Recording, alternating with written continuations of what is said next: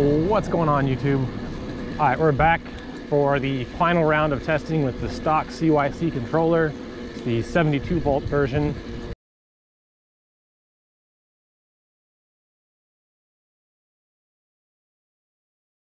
Haven't had a whole lot of luck with trying to fine tune the settings. My pedal assist does not work still. However, I did fix the wheel speed sensor. Turns out it needs to be really, really close to the magnet. Mine's maybe 4 millimeters away at most, and it seems to pick it up well. Low voltage cutoff on the battery does work now. I think it wasn't connecting to the Bluetooth on my phone very well. But the pedal assist only works when I turn the, I think the zero throttle threshold is what it's called, down to 800 millivolts. And the pedal assist kicks in, it works at all different levels. But then I have what I call cruise control. So when you stop pedaling, the bike keeps going at whatever speed you last gave it. So I did that in my neighborhood, and I was on pedal assist 5 at the time, and just about plowed into a car doing about 30 miles an hour. So either I have cruise control or I don't have pedal assist. It's kind of annoying. But this will be the last ride on this controller. I'm gonna go ahead and put in the ASI controller once CYC ships out the new harness to enable pedal assist with the ASI. And then if anyone needs a stock controller, I'll sell you this one cheap.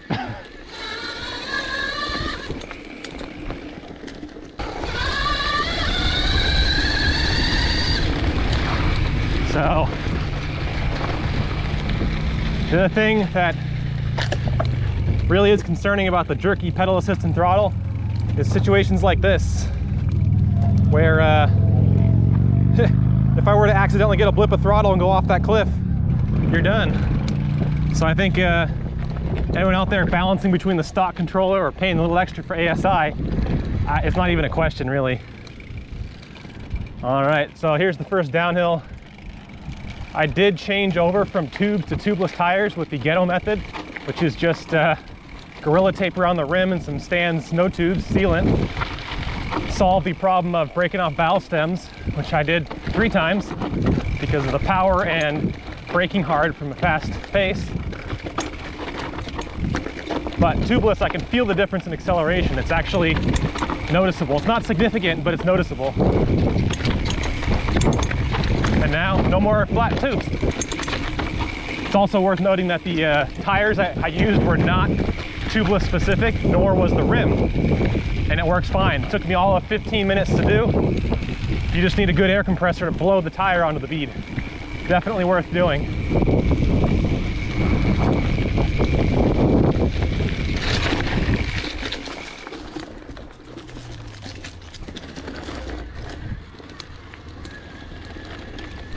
So I have been riding for about 2 miles, 2.5 miles now.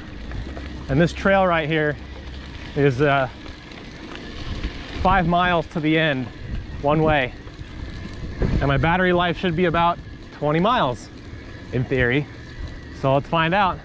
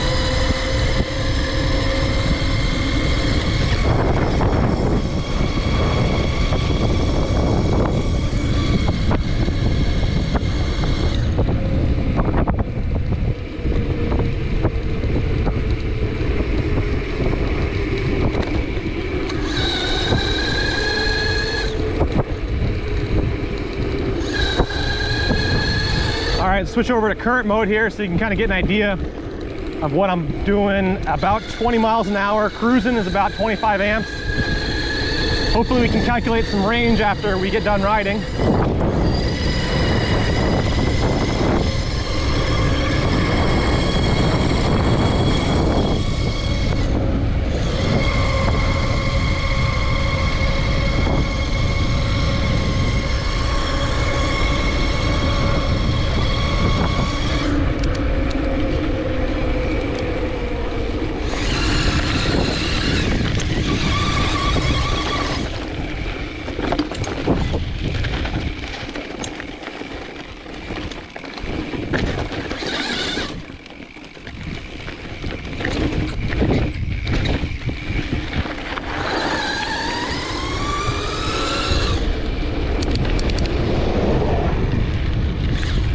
So little hills like that really become a problem when you have the throttle lag.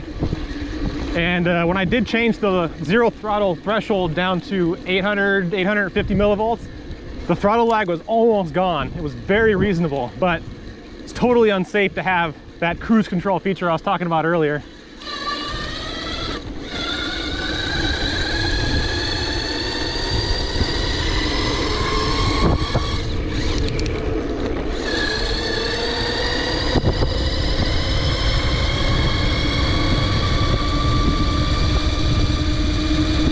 All right, we got 30 miles an hour, 30 amps, pretty good cruising speed.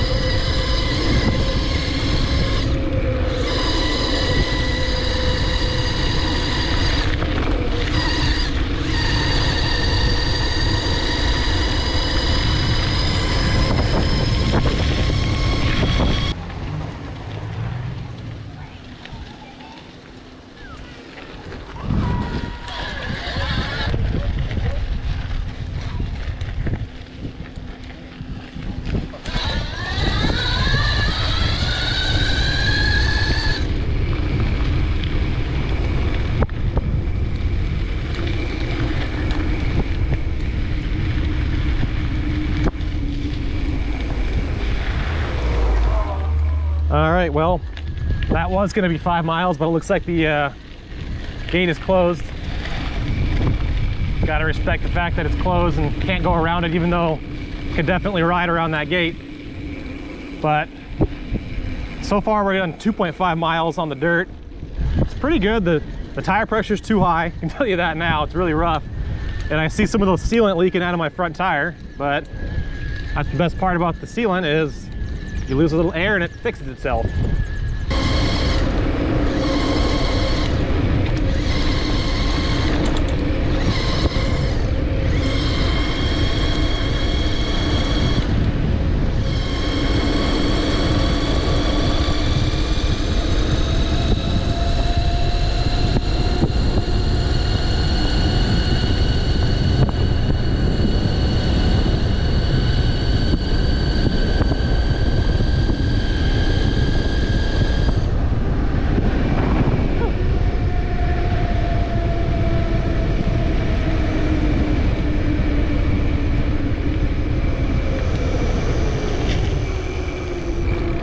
That was pretty good. That's 41 miles an hour. I definitely noticed that the motor really likes a very specific set of gears in the rear. I get down into that small, like 14, 13, 12 tooth gear on the cassette in the back, and it makes no difference. It actually goes slower top end by a mile an hour or two. Right now I'm in the gear that's, I think, 17, 18 tooth, something like that. So works out a lot better that way, has a lot of torque.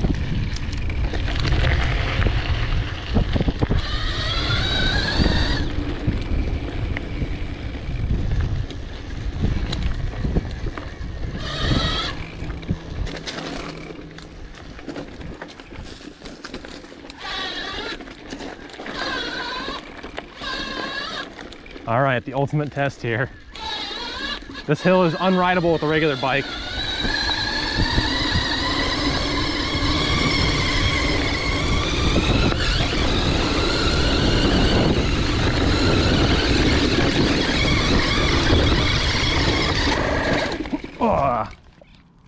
Well, something just gave up.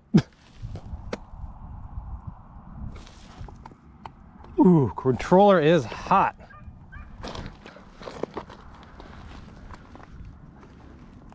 Motors, yeah, it's warm, but not too hot.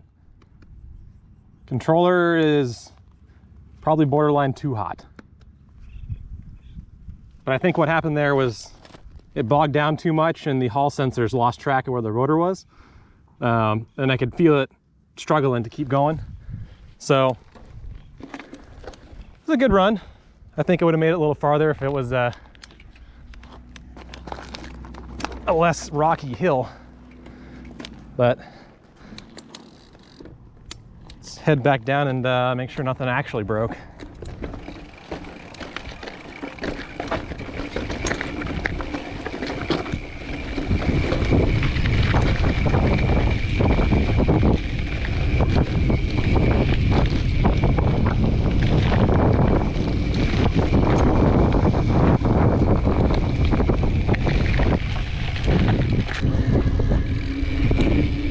Here we go for some very rough slow speed riding. This is going to be in the smallest sprocket, or the largest sprocket in the rear for the most torque, but it is a downhill descent, so it's not very torquey.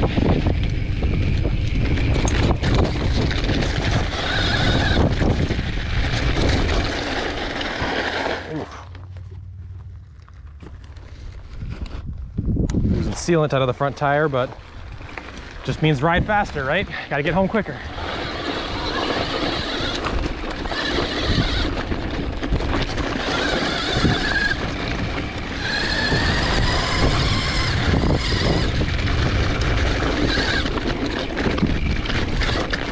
Jeez.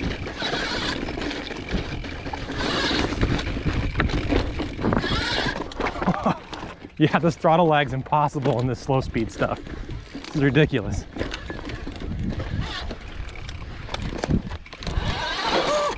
Uh-oh. So we're getting, I think, back into that situation where the motor is losing track of where the rotor's at with the Hall sensors.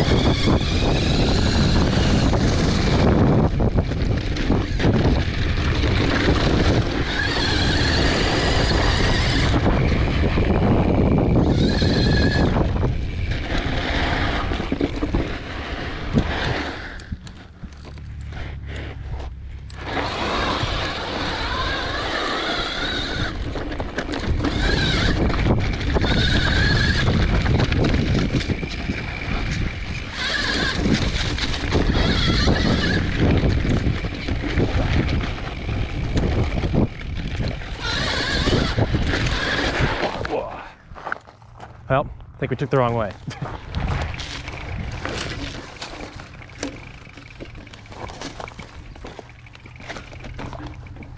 So it works well when you're going, 5 miles an hour through the rough, chunky stuff. Definitely has enough torque, but the second you slow down to a walking pace and get back on the throttle, there's no way. It's not meant to do that.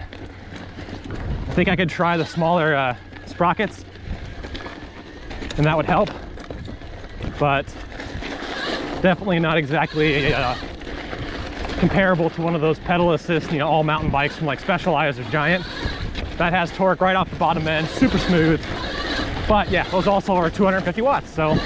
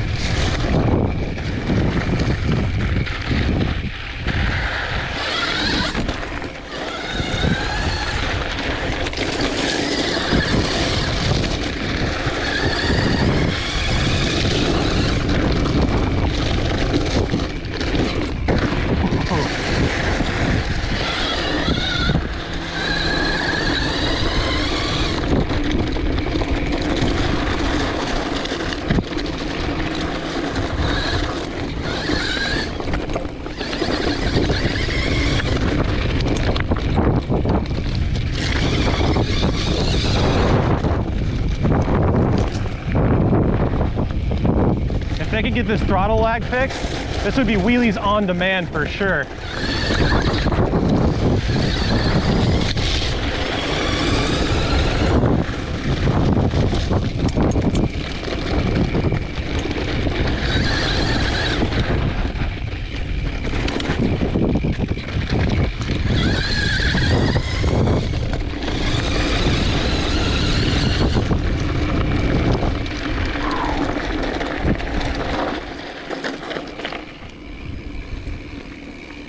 Now that is what this bike was supposed to be doing. That's fun.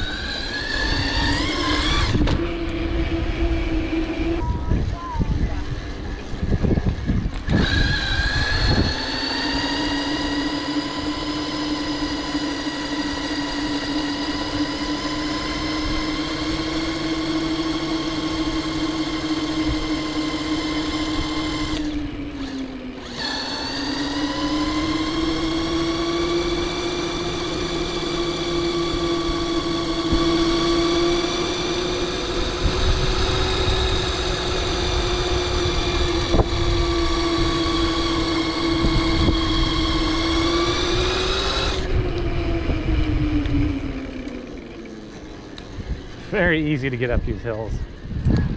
Totally awesome.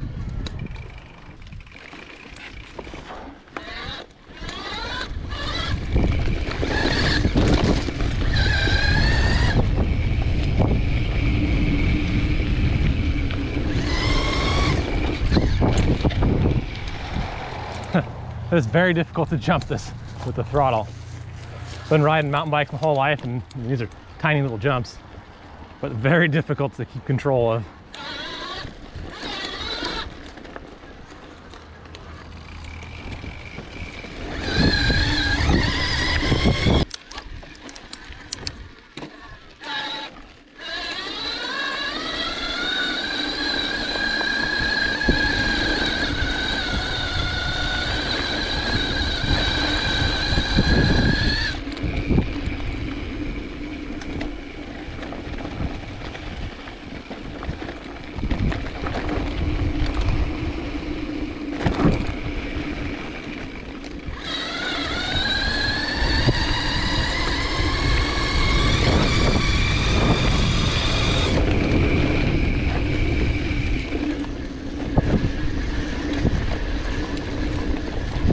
How's it going?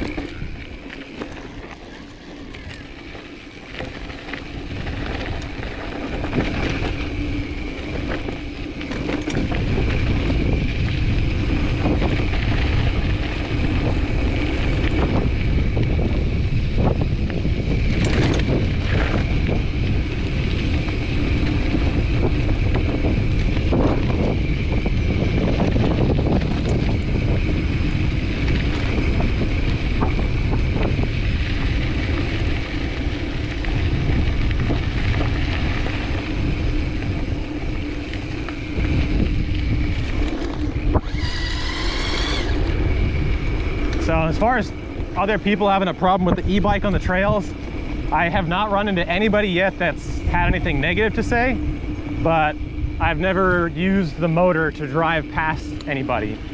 Every time there's a person, if you just kind of pedal and coast, everyone seems to just look at it and say, oh, that's cool, you know, where'd you get it? That kind of stuff.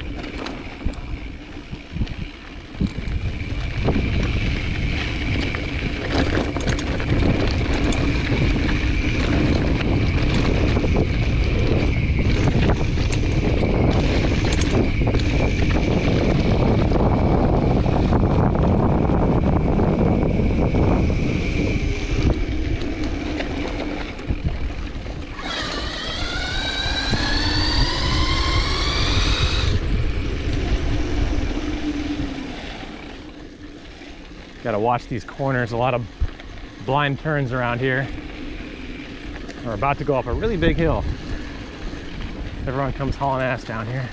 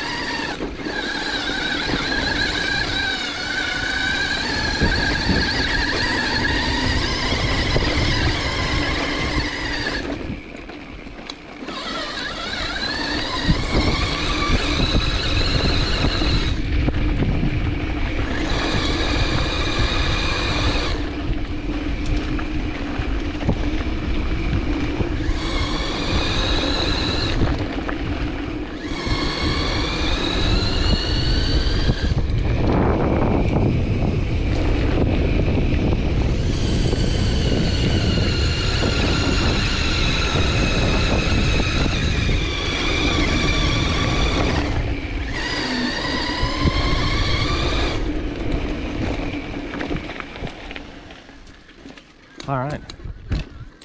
Well, it seems like the key to not overloading the motor is just to give it a tiny bit of throttle. I mean, the bare minimum you need to get up the hill. The second you twist it wide open, that's it. The motor just gives up. I mean, rightfully so. It's a very steep hill, and I have a very small cassette in the back, so it's nothing unusual, nothing I wouldn't expect.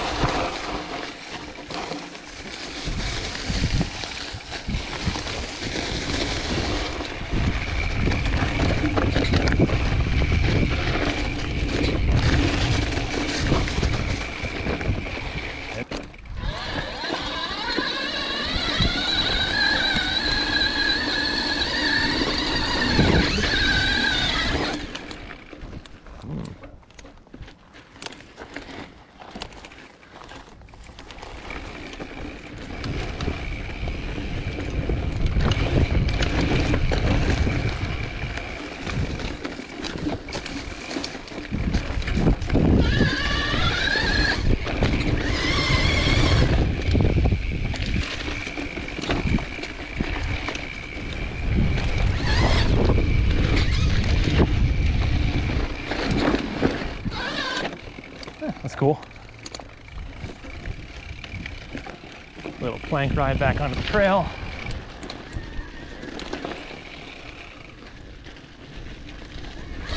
Hill climb.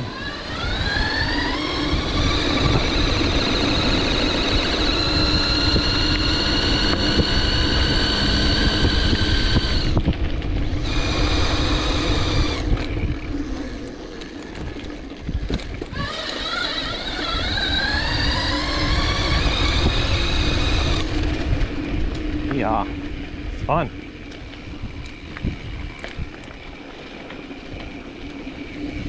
So my plan is to ride this till the battery runs out, but no matter which way I go, it's pretty much uphill to get back to my house. So, without actually knowing how far this is going to go, timing this range is going to be real interesting.